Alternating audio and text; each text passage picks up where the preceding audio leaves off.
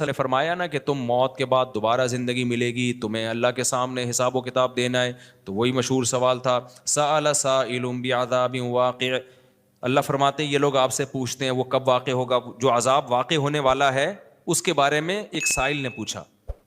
اللہ فرماتے ہیں واقع کب ہوگا یہ تو میں نہیں بتاؤں گا, میرا اصول ہی نہیں ہے کہ میں قیامت کا علم بتا دوں, لیکن اتنی بات ہے للکافرین لیس لہ دافع.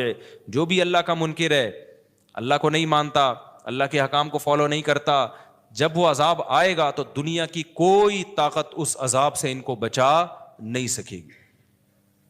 تعرج الملائکۃ والروح الیہ فی یوم کان مقدارہ 50,000 سنہ. 50,000 سال کا ایک دن ہوگا.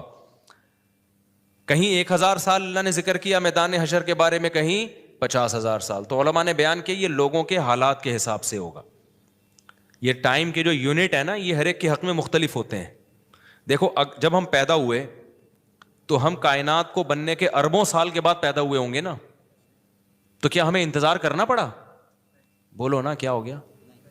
اگر ہمیں اللہ انتظار کرواتا, ابھی تم عالم ارواح میں ہو, 1 ارب سال کے بعد تمہارا نمبر آئے گا, تو میں تو بوریت سے مر چکا ہوتا. کیا خیال ہے بھائی؟ جہاں فلائٹ 1 گھنٹہ لیٹ ہو جائے انتظار میں آدمی ٹینشن میں چلا جاتا ہے. لیکن ہم تو جب آئے تو ہمیں تو لگا کہ کائنات کی ابتدا آج سے ہو رہی ہے, جب ہم نے ہوش سنبھالا.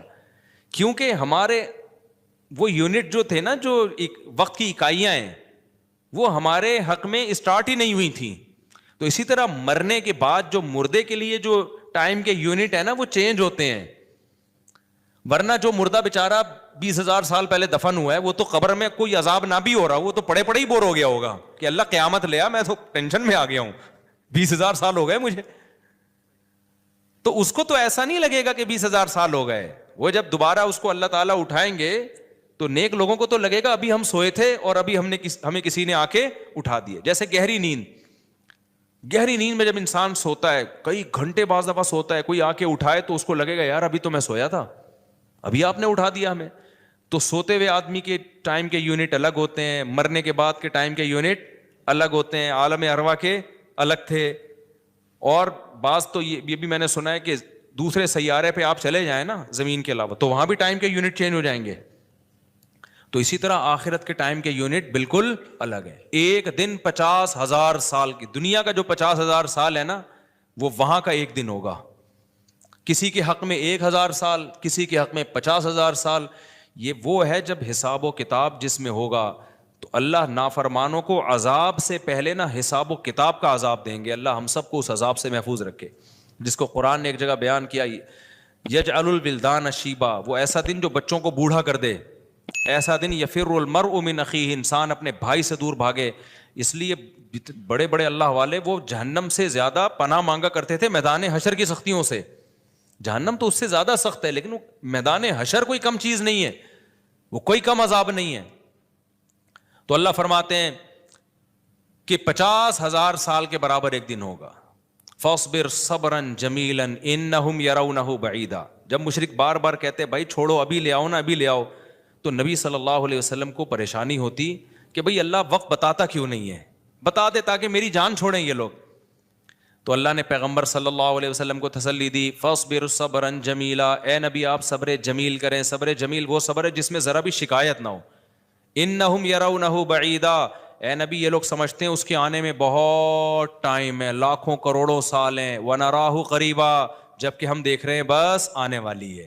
کیوں؟ جب آپ مر گئے نا, ابھی دیکھو ہو سکتا ہے 1,000 سال باقی ہوں قیامت آنے میں, ہو سکتا ہے 20,000 سال باقی ہوں, لیکن ہمارے مرنے کے بعد ہمیں نہیں لگے گا 20,000 سال, ہمیں تو ایسا لگے گا ابھی ہم مرے تھے اور اتنی جلدی اللہ نے قیامت قائم کر لی. تو ہمیں تو اپنی موت کے حساب سے چلنا ہے بھائی. ہمیں کیا پتا کہ ہمیں کیا کرنا ہے اس سے کہ 50,000 سال بعد قیامت آئے یا 1 کروڑ سال بعد آئے. جب ہم مر گئے تو ہماری قیامت واقع ہو گئی ہے, ٹائم کے یونٹ ہمارے حق میں چینج ہو جائیں گے. تو اس لیے اللہ کہتے ہیں انہم یرونہ بعیدا, اے نبی یہ سمجھتے ہیں بہت بعد میں آئے گی قیامت. ونراہ قریبا, ہم تو دیکھ رہے ہیں کب ہے, بالکل قریب ہے, وہ زیادہ ٹائم نہیں ہے.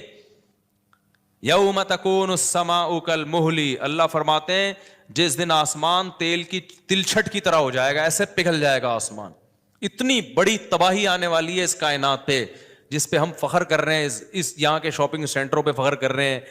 میں بھی ایک پروگرام میں گیا نا اسلام آباد میں بڑا زبردست پروگرام تھا, بڑے بڑے تاجر آئے ہوئے تھے, تھوڑا سا موٹیویٹ کرنا تھا لوگوں کو تاکہ پیسہ کمائیں. تو یہ تو اچھی بات ہے, اسلام تو آپ کو بزنس کا پیسہ کمانے کا حکم دیتا ہے تاکہ ہم بھکاری پن سے نکلیں. بھکاری پن کو تو پسند نہیں کیا گیا نا, ایک شخص بھیک مانگتا ہے, نبی نے اس کو پسند نہیں کیا, تو پوری قوم پورا کنٹری بھکاری بن کے IMF کے سامنے کشکول لے کے کھڑا ہوا ہو تو ہمارے نبی اس کو پسند کریں گے کہ کوئی مسلمان قوم ہو اور قومی سطح پہ بھکاری بن چکی ہو؟ تو یہ علماء کی ذمہ داری ہے لوگوں کو پیسہ کمانے کی ترغیب دیں, بزنس کی طرف لے کر آئیں, یہ مذہبی ذمہ داری ہے. تو میرا اس میں کوئی کمیشن نہیں تھا, میں گیا, میں نے تقریر کی, لیکن ایک چیز کا مجھے اندازہ ہوا کہ یار ایک چیز یہاں پیدا ہو رہی ہے, پیسہ کمانے کے ساتھ پیسے کی محبت بھی آ رہی ہے.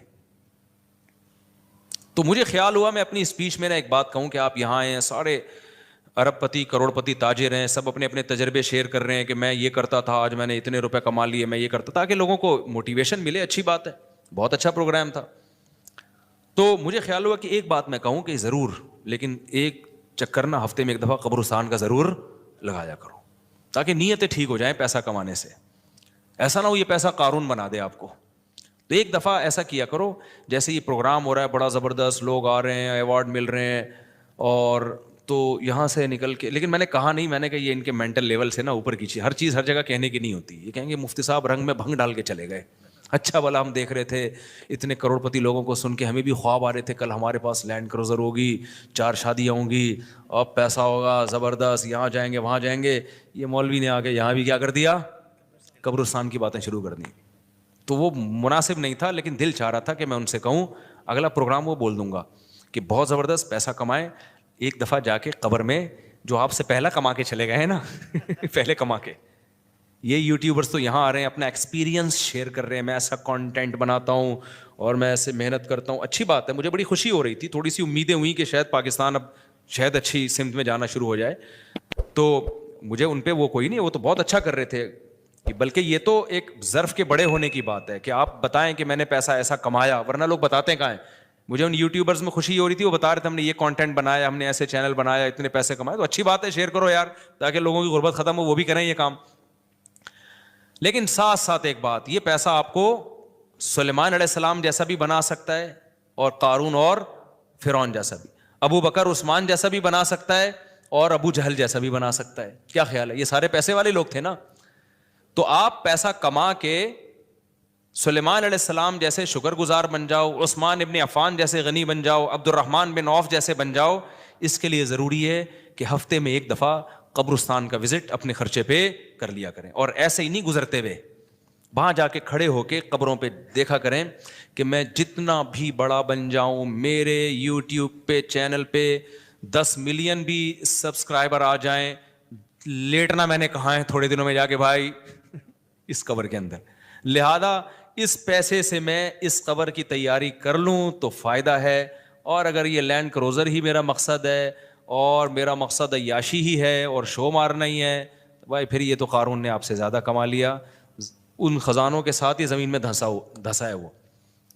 سمجھتے ہو کہ نہیں سمجھتے ہو؟ تو تھوڑا سا کبھی کبھار جب بڑے بڑے پروگراموں میں جایا کرو تو تھوڑا سا قبرستان میں, ہمیں تو اللہ نے سہولت دی ہے, بہت خطرناک قبرستان ہے یہ جو ہے نا, کیونکہ گورنمنٹ نے لائٹیں کہیں بھی نہیں لگائیں, تو یہاں تو 2-4 لائٹیں تھیں, چرسیوں نے چوری کر لی. اب اندھیرا ہوتا ہے اس میں, اس سے بڑا فائدہ ہوتا ہے. اور جن بھوت بھی لوگوں کو نظر ہوتے نہیں ہیں جن یہاں پر, لیکن لوگوں کو نظر آ رہے ہوتے ہیں, ڈرے ہوئے جا رہے ہوتے ہیں نا. سرکٹا ایک دن نظر آیا کسی کو, بعد میں پتا چلا وہ کمبخت وہ نہیں سویٹر نا یہاں تک اس نے کیا ہوا تھا, سر ہی نہیں تھا اس کا. سویٹر یوں کر کے نا قبرستان پہ بیٹھا رہتا تھا, لوگ بھاگ جاتے تھے, بس سرکٹا آیا ہوا یہاں پہ, ٹھیک ہے نا.